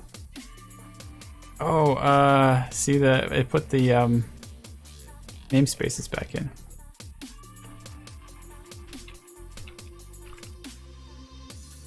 All right. I did not expect that. I may be screwing stuff up. I'm definitely not going to save this because I may permanently, well, I did save it to the source control, but I think what I'm going to have to do in, you know, now that I've run out of time, I can't really do this, but the rig file needs to be importing without namespaces. There, that was the issue. Maybe I could just get rid of this. I may have already lost it though. So that was a concern right there. That's where the namespace is coming from. I'm going to have to fix that up and deal with this later. But at least we acknowledged some issues. We took a look at what was going on with the live link, which I think was kind of fun, even though we couldn't really find a good use for it in this case. We may be looking at doing motion capture next week for cleanup. I don't know. Maybe I'll have some other crazy plan. If you guys have any ideas or thoughts, feel free to throw them at me. We can think about what we want to do. And, you know, maybe we'll try to do the USD as well, if I can give that a trial run. Anyways, I'll wrap it up there. Thanks for everybody for chatting and saying hi throughout the stream. Oh, Sean's still here. And I'll catch you guys again next week. All right, take care, everybody.